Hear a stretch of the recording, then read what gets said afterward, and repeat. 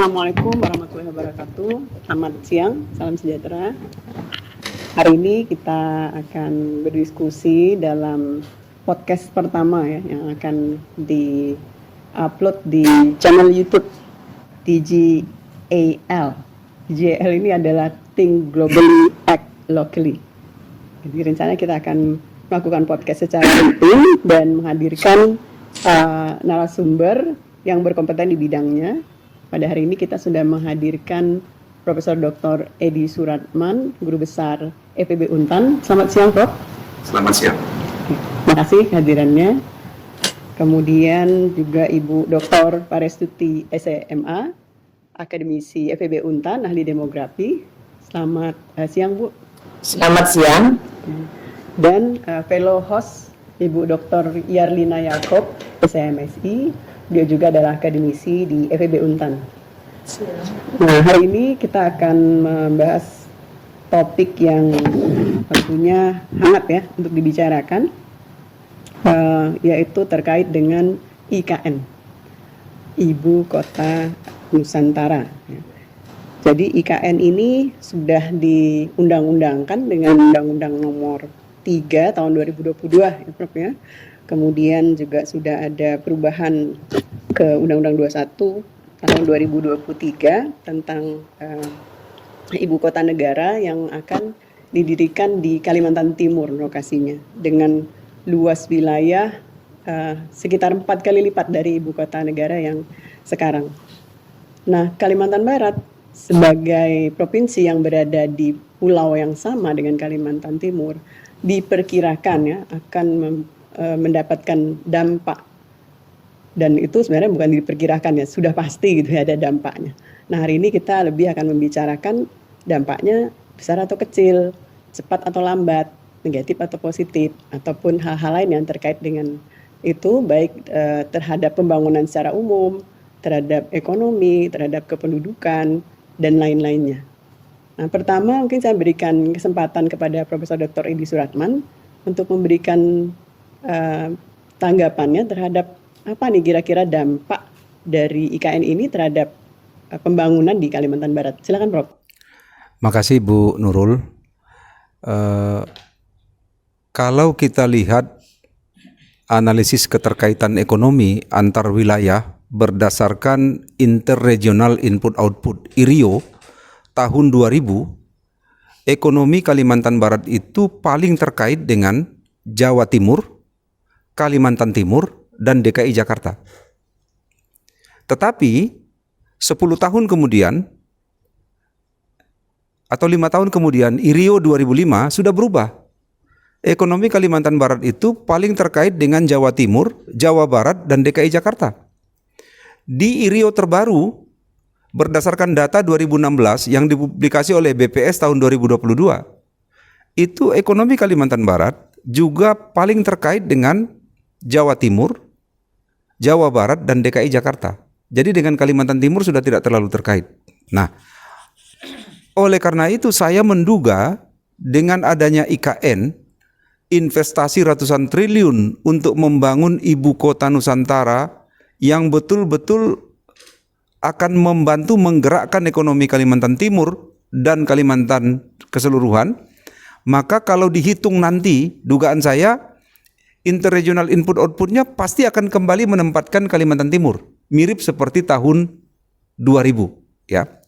Mengapa? Karena memang investasi yang relatif besar ke Kalimantan Timur ini akan mempunyai dampak multiplier dengan provinsi-provinsi di sekitarnya. Akan tetapi yang perlu kita lihat saya kira bukan hanya dampak positifnya, dampak negatif juga perlu kita perhatikan. Nah, saya menduga akan terjadi perpindahan penduduk antar kota di Kalimantan, kemungkinan akan mengalir ke Kalimantan Timur di kabupaten yang sekarang menjadi IKN. Lalu kemudian akan terjadi perubahan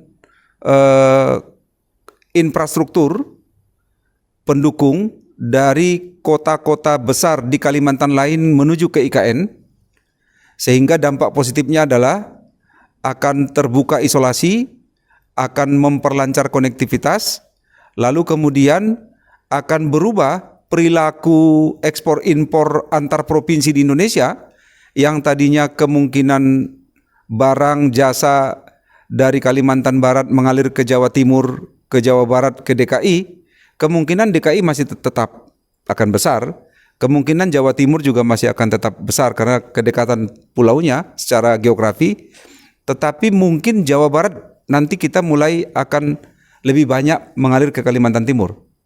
Lalu ingat pula di Kalimantan Barat kita punya pelabuhan internasional Kijing. Dan pelabuhan internasional Kijing setahu saya yang terbesar di Kalimantan. Nah, kalau infrastruktur pelengkap pelabuhan ini sudah cukup bagus, saya yakin ini akan menjadi pelabuhan ekspor impor utama untuk mendukung IKN. Jadi dampaknya bagi perekonomian Kalimantan Barat, keberadaan IKN itu memang menurut saya positifnya akan lebih banyak, meskipun tentu saja akan ada ekses negatif hal-hal lain, sebagaimana biasanya kita lihat daerah-daerah atau negara-negara yang baru tumbuh, biasanya juga dampak-dampak negatifnya akan ada. Ya. Itu bagian awal yang bisa saya berikan komentar. Makasih Bu. Terima kasih Prof. Edi. Mungkin tadi ada cerita sedikit penduduk ya, berarti mungkin ada komentar juga terkait penduduk. Sebelum nanti Bu Yarina mungkin akan menambahkan beberapa komentar. Oke, terima kasih Bu Nurul ya. Jadi agak-agak mirip dengan yang tadi aliran tadi itu ya. Interregional itu ya Pak ya. Kalau saya lihat dari sisi migrasi keluar ya, migrasi keluar. Jadi dari 5 provinsi di Kalimantan ya, 5 provinsi Kalimantan itu, Kalbar ya terutama, itu banyaknya itu menuju Jakarta dan Jawa Barat. Kecil sekali yang ke Kalimantan lainnya. Ya. Ini tentu saja karena mungkin jarak yang sangat jauh, mahal. Ya. Jadi saya tuh melihatnya ya dengan IKN itu mungkin berdampak tapi terlalu lama, agak lama. Kan bagaimanapun orang perlu mobile, pergi dari Pontianak ke sana. Sekarang sih ada bus, ada apa. Tapi mereka tuh kerjanya kebanyakan adalah di perkebunan kelapa sawit, apakah Kalimantan Tengah atau Kalimantan Timur. Tapi bukan di IKN, apalagi IKN nanti akan didesain dengan sangat modern, di mana malah yang kalau kita bilang kan dengar tuh sektor informal tidak ada, segala macam seperti itu ya. Jadi saya melihatnya itu mungkin agak kurang ke situ. Bahkan orang masih pergi ke Kucing daripada yang ke Kaltim karena lebih dekat. Jadi kok saya lihat jarak ya antara Pontianak Pangkalan Bun 641 km. Ya. Itu perlu waktu berapa kalau pakai bus itu ya sekitar 2 harian lah seperti itu ya. Kemudian Pangkalan Bun ke Penajam. Penajam ini kan lokasi IKN itu 1031 km, lebih jauh lagi gitu kan. Ya, kemudian Pontianak Intikong 243,9. Jadi kan tenaga kerja kita ini kebanyakan kan pendidikannya juga relatif rendah ya, yang artinya di situ jadi ya itu. Jadi saya rasa memang kalaupun mereka pergi ke sana bukan ke IKN-nya ya, tapi ke perkebunan kelapa sawit. Dan itu pun kalau sekarang ini karena terlalu jauh, jadi memang sangat kurang dibandingkan dengan yang ke Sarawak seperti itu. Jadi kalau kemungkinan adalah ya, kalau saya lihat nih data nih, kalau Kalteng saja sebagian besar migrasi keluarnya itu ke arah Jatim dan Kaltim, ya. Kalsel sebagian besar ke Kalteng dan Kaltim. Kalsel yang paling banyak karena dekat kan ke Kaltim. Kalimantan Timur sendiri ke Jawa Timur atau ke Kalteng. Jadi kalau saya lihat dibandingkan kita kelihatannya kan satu pulau ya. Tapi karena lokasi yang jauh itu, maka saya berpikir bahwa IKN ini mungkin lebih berdampak pada yang paling dekat. provinsi Kalimantan Tengah, Selatan dan Utara. Sementara kita lebih dekat ke Jakarta. Kalaupun ada pesawat, sangat mahal. Katanya mau kereta api, pasti mahal kan, lebih jauh juga. Contohlah sekarang misalnya pemerintah, ya, kalau misal dipindahkan ke sana, berarti anggaran perjalanan dinas itu mau berkali lipat lebih tinggi untuk Kalimantan Barat kalau urusannya ke IKN. Nah, jadi bukan soal ada pesawat atau tidaknya, biayanya juga mahal. Kalaupun kita mau cepat, saya pernah pergi pakai pesawat itu lebih cepat saya pergi dari sini ke Jakarta, dari Jakarta ke sana gitu. Ya, dibandingkan pakai kalau satu pesawat itu belum tentu tiap hari segala. Karena tadi ekonominya itu juga apa ya? Saya pikir triliunan itu lebih pada investasi dasar kan, rumah sakit, bangunan untuk perumahan segala macam seperti itu. Sehingga mungkin di awal-awal ini mungkin adalah yang orang-orang dekat, bahkan mungkin orang Jawa, karena Kaltim ini kan dekat dengan Jawa Timur, makanya migrasi orang-orang Jawa sebagai pekerja kontrak konstruksi bangunannya banyak di Jawa, itu lebih dekat daripada kita yang pergi ke sana. Nah itu dulu, Bu. Ya, apa yang disampaikan Bu Tuti itu saya kira iya. Dampak langsung ke Kalimantan Barat itu baru kelihatan mungkin menjelang 10 tahun setelah IKN. Tetapi dampak tidak langsungnya itu pasti terasa kalau betul-betul Kijing itu menjadi pelabuhan internasional paling besar di Kalimantan, dan itu kesempatan kerja tercipta di situ, industri-industri yang melayani IKN juga bisa muncul di situ, dan sekarang kan udah mulai tampak nih di Mempawah nih. Ada Wilmar, ada Aneka Tambang, ada PT Kalimantan Kelapa Jaya, ada berbagai macam yang akan muncul. Nah, yang kedua, penerbangan saya kira akan berubah karena ibu kota baru punya lapangan udara sendiri, dan sebagai ibu kota hampir pasti semua ibu kota provinsi punya penerbangan ke situ secara langsung. Kalau sekarang Kaltim itu kenapa di 2000 dia masih dekat kaitan ekonominya dengan Kalbar, 2005, 2016 yang dipublikasi 2022 sudah enggak lagi, karena memang kita ke Kaltim itu terasa jauh.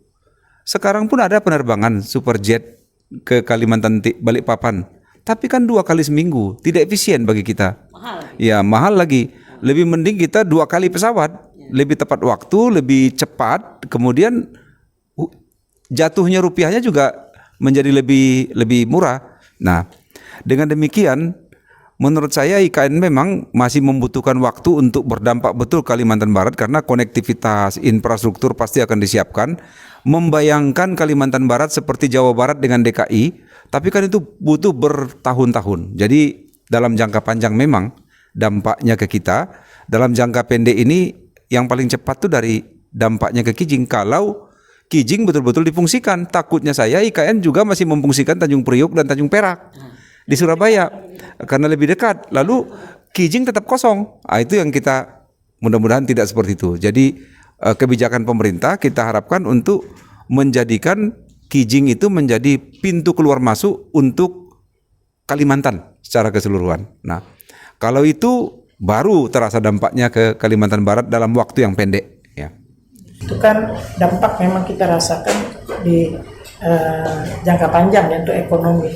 Tapi saya kira kalau untuk ketenaga kerjaan itu, Bro, yang saya khawatirkan justru begini, nanti kan wilayah-wilayah di sekitar Kaltim, Kalteng, Kalsel, ya, Kaltara termasuk, ini kan dia akan bergerak cepat. Itu kan menjadi daya tarik bagi tenaga kerja.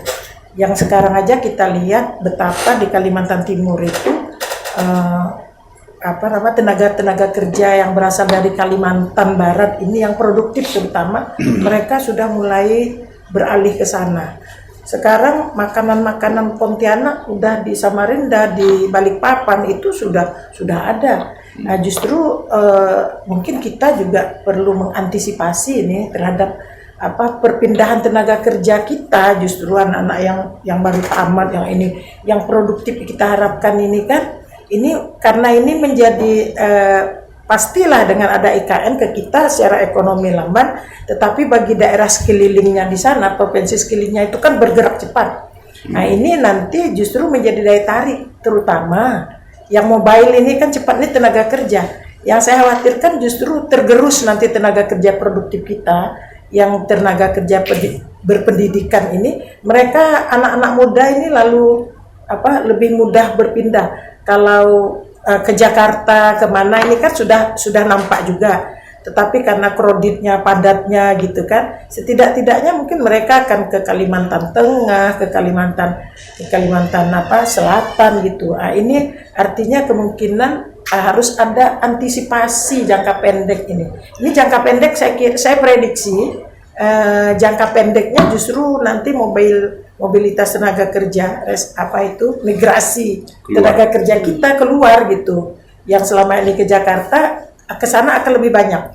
Kenapa? Karena posisi di sana kan nanti perkebunan akan pertaniannya akan, artinya berkembangnya beberapa provinsi di sekitar itu kan mengakibatkan dunia usahanya juga cepat berkembang. Itu mungkin menjadi daya tarik juga bagi tenaga kerja kita nih. Yang dikhawatirkan apakah itu perlu dikhawatirkan? Kalau memang itu perlu kita khawatirkan, apa nih antisipasi pemerintah kita nih? Bu Tuti mungkin bisa menjelaskan sedikit tentang ada istilahnya brain drain istilahnya ya, kalau dari negara berkembang ke negara maju. Jadi yang bagus-bagus pergi ya. Kemudian dalam regional itu kita mengenal juga spread effect, backwash effect ya. Jadi apakah kita nih akan dapat spreadnya, apa dapat backwashnya, dan juga apakah akan terjadi brain drain gitu, di mana tenaga kerja kita juga akan pindah ke tempat yang lebih baik gitu. Silakan. Oke. Kalau saya lihat itu justru agak mengurangi masalah di Kalimantan Barat. Karena kita terlalu banyak tenaga kerja terdidik, peluang kerjanya sangat sedikit. Bahkan dengan ada IKN pun tidak mampu menyerap kita, kan terlalu banyak, Bu. Coba aja lihat ya, berapa jumlah universitas, berapa satu tahun mengeluarkan sarjana itu. Jadi sekarang ini kalaupun sarjana kita itu bekerjanya di level-level SMA. Jadi kalau kita lihat iklan-iklan di Instagram itu ya, itu minimal SMA. Itu ada strategi juga supaya dia bisa menerima lulusan perguruan tinggi tetapi dengan gaji SMA. Jadi kalaupun yang menarik ke sana itu brand itu lebih baik begitu. Dan itu pun kalau bisa banyak-banyak, tapi tidak cukup juga. Karena toh kemampuan di situ kan pasti lebih besar lah ya, Jakarta atau tempat lainnya begitu. Karena kalau saya lihat juga, karena kita terlalu banyak memiliki tenaga kerja.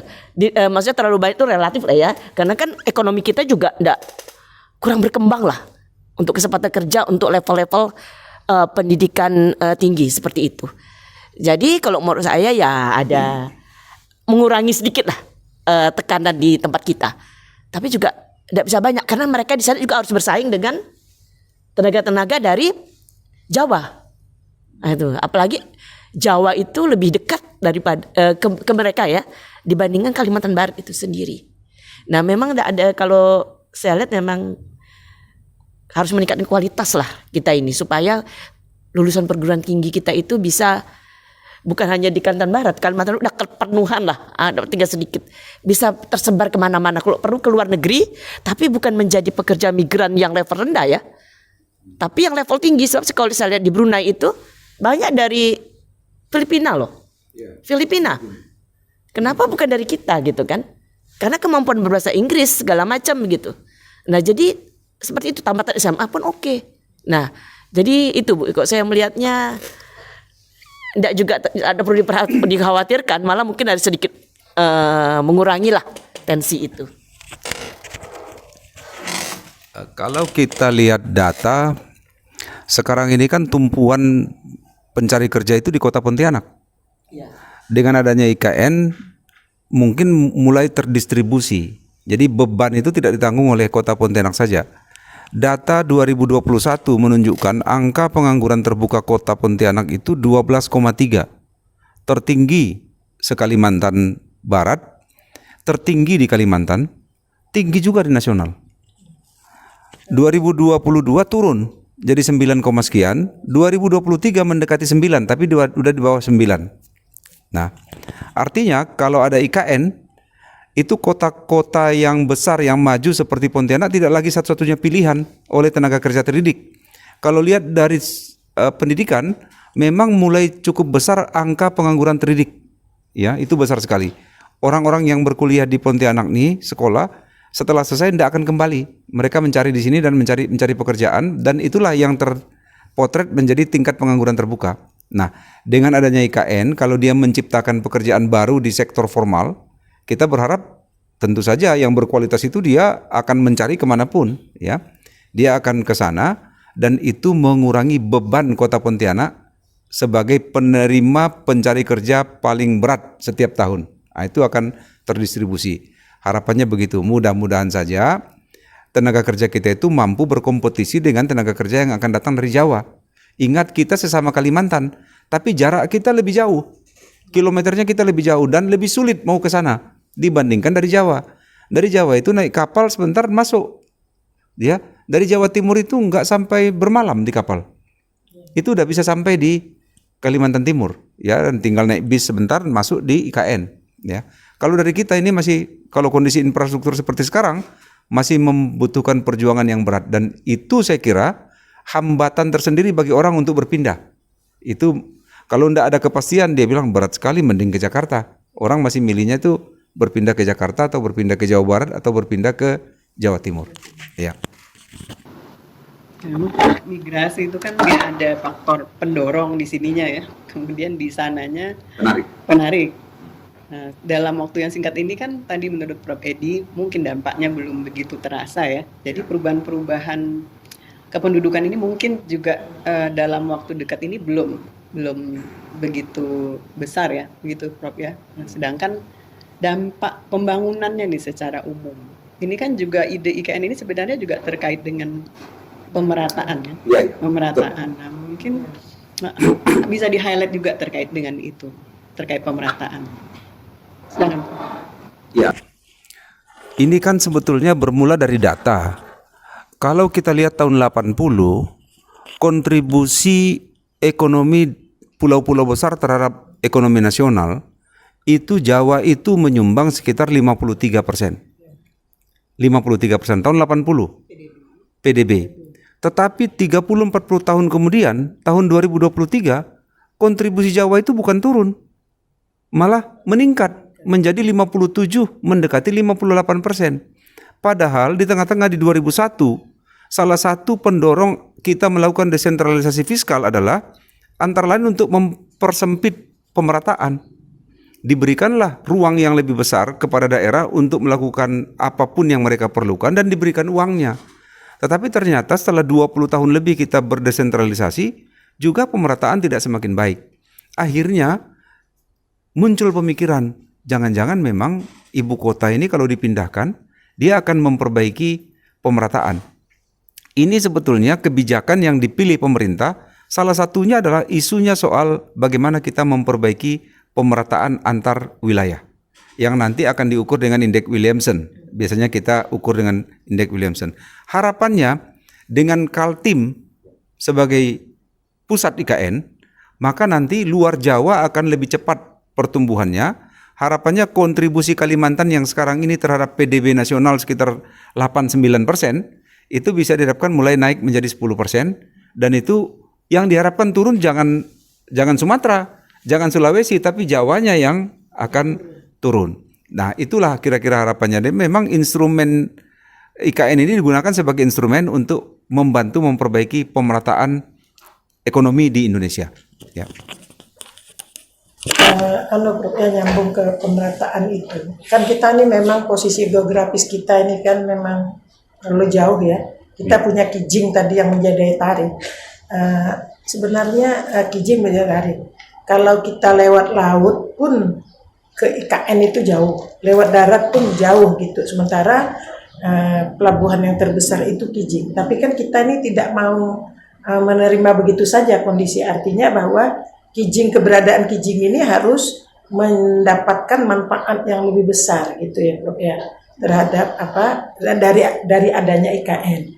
Kita persiapkan ini Prof, dalam rangka menempatkan Kijing ini pada posisi yang memang walaupun jarak baik itu laut ataupun darat jauh dari IKN, tapi ini kan kita tidak bisa juga kalau bisa kita percepat, kenapa harus diperlambat? Nah, istilahnya begitu.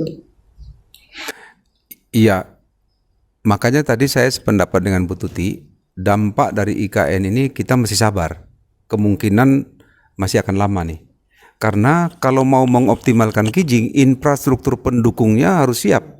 Kita saja mau ke Kijing nih, khawatir kalau dia betul-betul transaksi sudah mulai meningkat, tahu-tahu permintaannya belum cukup. Transaksi untuk di jalan tol itu kan ada hitungannya. Kalau tidak visible kan dia tidak masuk, kecuali subsidi pemerintah, itu keberpihakan. Nah, bayangan saya kalau nggak ada jalan tol langsung ke Kijing dari IKN itu, orang tetap akan ke Tanjung Priok, orang akan tetap ke Tanjung Perak. Karena logistik cost-nya lebih murah. Kan investasi itu di mana-mana kan harus diukur bukan karena politik, bukan karena keputusan kebersamaan, pasti karena keputusan mana yang lebih untung. Nah, lebih untung sementara ini masih ke Tanjung Perak dan Tanjung Priok. Nah, oleh karena itu dalam jangka panjang baru mungkin terasa kalau ada fasilitas jalan tolnya, ada penerbangan yang langsung. Kalau kapal nih kan nggak mungkin lagi ada penerbangan karena barang-barang yang dibawa biasanya barang-barang yang berat, yang memang itu truk ya, yang bermuatan besar, yang kalau itu nggak ada fasilitasnya, kalau menggunakan jalan sekarang, rasanya daya tahan jalan pun tak cukup untuk menampung truk-truk yang bermuatan besar itu. Masih perlu waktu memang. Masih Pak. Kemarin saya ada diskusi juga ya dengan rekan dari Unimas. Ya. Jadi mereka tuh mengantisipasi juga IKN ini. Dari Perdana Menteri Malaysia juga mengingatkan Sarawak ya untuk mengambil manfaat sebesar mungkin lah dengan keberadaan IKN, dan kemungkinan besar itu bisa jadi melalui Kalbar ya. Jadi mungkin akan ada arus barang lah mungkin ya, atau orang ataupun yang lainnya yang juga akan punya dampak kepada Kalbar gitu dengan adanya laluan ini nih. Gimana menurut Bu Tuti terkait dengan itu? Apakah itu arus yang visible gitu ya, bahwa Sarawak ini akan mengambil manfaat dari keberadaan IKN itu dengan melibatkan Kalbar yang selama ini memang selalu sudah menjadi mitra strategisnya gitu ya, yang sudah lama gitu bermitra.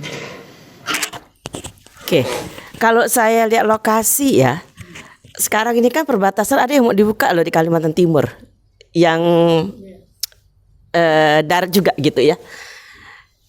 Jadi kalau itu memang bisa sana, mungkin lebih dekat ke situ daripada Kalbar, karena Kalbar jauh sekali, ya.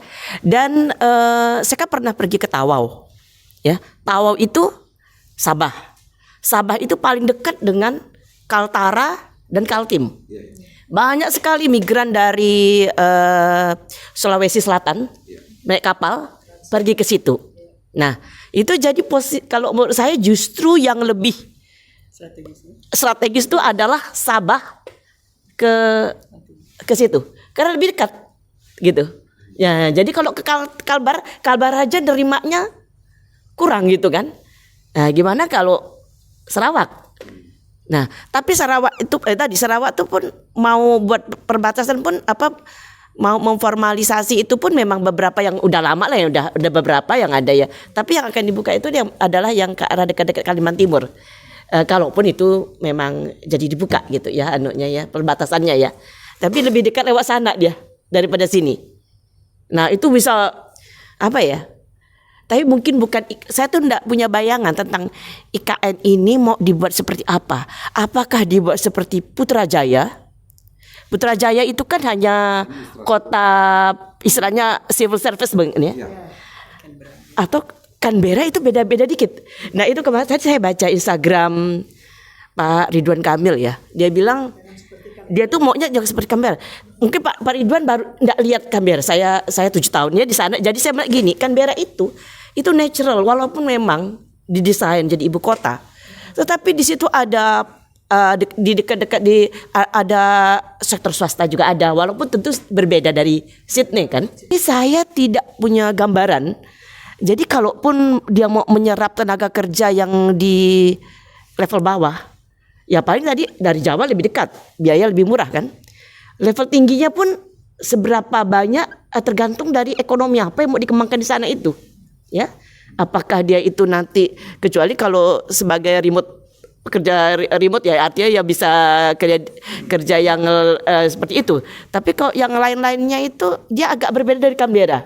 Nah itu sebenarnya berbeda dari Canberra karena Canberra itu seperti kota utuh aja, cuman lebih kecil ininya skalanya lebih kecil, sehingga dari yang pernah saya dengar lah waktu itu ya saya baca, jadi mereka tuh sebenarnya bukan ingin keramaian, ya. Mereka ingin supaya para pejabatnya di pusat pemerintah itu tidak terpisah lah dengan kehidupan sehari-hari, sehingga bisa mereka berbelanja ke pasar, sehingga mereka bisa kemana-mana tanpa perlu ngoeng-ngoeng segala macam, sehingga ketika dalam mengambil keputusan yang terkait dengan rakyat itu lebih berkualitas. Terkait dengan tata kelola regulasi dan sebagainya ya, sehingga kita bisa mendapatkan yang maksimal. Dan kita berharap nanti desain nasional terkait dengan posisi Kalimantan Barat sebagai salah satu hub ya, misalnya terkait dengan pelabuhan internasional tadi juga dapat direalisasikan, sehingga arah kebijakan kita bisa kita arahkan untuk mengoptimalkan manfaatnya terhadap Kalbar tadi. Mungkin itu yang dapat kita diskusikan hari ini, dan tentu kita akan bertemu lagi ya pada sesi berikutnya untuk mendiskusikan hal yang sedang ataupun sedang tren. Terima kasih kepada Prof. Edi atas sharingnya, Ibu Dr. Tuti dan juga Ibu Dr. Yadlina sebagai fellow host, dan kepada semua yang ikut mengikuti kegiatan ini. Demikian saya tutup. Assalamualaikum warahmatullahi wabarakatuh. Salam sejahtera. Waalaikumsalam.